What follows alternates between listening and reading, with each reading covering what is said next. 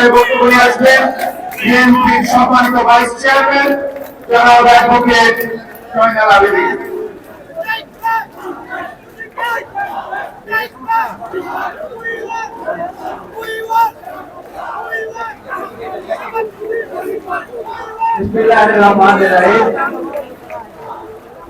আন্তর্জাতিক গণতন্ত্র দিবস উপলক্ষে আজকে এই বিশাল জনসভার সম্মানিত সভাপতি আরাপন্ন নেতা বাংলাদেশ জাতীয়তাবাদী দলের সম্মানিত মহাসচিব সদস্যবৃন্দ আমাদের বিভিন্ন পর্যায়ের নেতৃবৃন্দ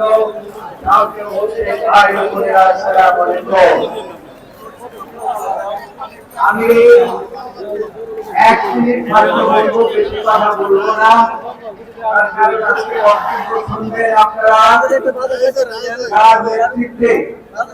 গত 17 বছর আমরা আন্দোলন করেছি, যার নির্দেশনায় আমরা এই গণতান্ত্রিক আন্দোলনে জনতা এবং ছাত্ররা একত্রিত হয়ে আন্দোলন সংগ্রাম করেছে। আমাদের সেই নেতা জনাব তারেক রহমান। আমি আজকে সেই স্মরণ করতে চাই, এই আন্দোলনের মাধ্যমে যারা আমাদেরকে বিজয় এনে দিয়েছে, যাদের অর্থ দিয়ে সেই সমস্ত শহীদদের প্রতি শ্রদ্ধা জানিয়ে আমি একটি কথা বলতে চাই।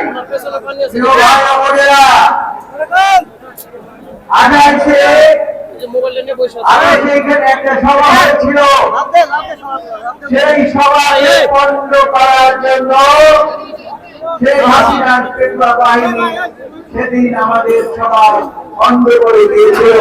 সেদিন বলেছিলাম, শেখ হাসিনা আপনি বারবার করেন তারেক রহমানের সাহস না থাকে কেন বাংলাদেশে আসে না। আমরা বলেছিলাম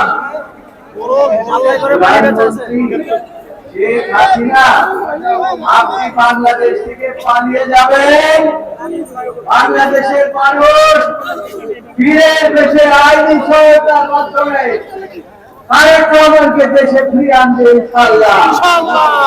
এবং সেই সময় এসে গেছে। ভাইরা, আরেকটা কথা বলতে হয়, আমাদের নেত্রী বেগম খালেদা জিয়া, তার জন্য আমরা ইন্ডিয়া সহ আপনারা সহ আমরা বলেছিলাম এবং খালেদা জিয়াকে বাঁচতে দেয়, কিন্তু তারা বাঁচতে দিতে চান নাই।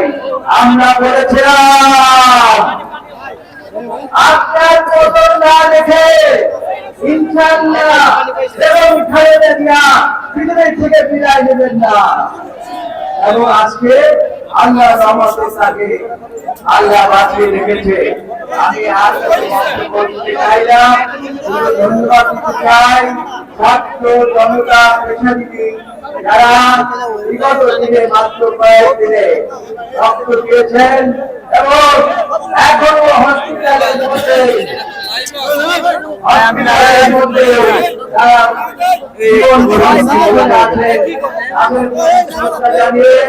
এবং আগামী দিনে আমাদের রাষ্ট্রনায়ক তারেক রহমান আমরা এগিয়ে যাব।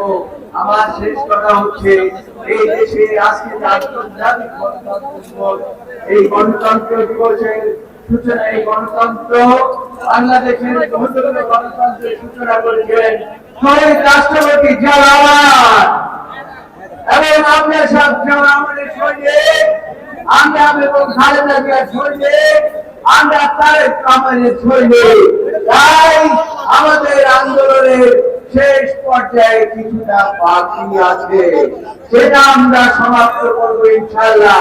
আমরা পারবো না ভাই, হাত তুলে দেখে দেন যে আমরা পারবো। আর বেশি কথা না বলে তার বক্তব্য শোনার জন্য আমি আমার বক্তব্য শেষ করছি। আল্লাহ আমাদেরকে আয়ানের হাত থেকে রক্ষা করেছ। ভবিষ্যতে গণতান্ত্রিক ভাবে এই দেশ যাতে চলে এবং বাংলাদেশ জাতীয়তাবাদী দল বিশেষ করে আমাদের নেতা তারেক রহমান আইনগতভাবে দেশে ফিরে যাতে এই দেশের রাষ্ট্রনায়কের দায়িত্ব নিতে পারে সেই কামনা করে আমি আমার বক্তব্য শেষ করছি। আল্লাহ হাফেজ। বাংলাদেশ জিন্দাবাদ। বাংলাদেশ জাতীয়তাবাদী দল জিন্দাবাদ। জনাব তারেক রহমান জিন্দাবাদ।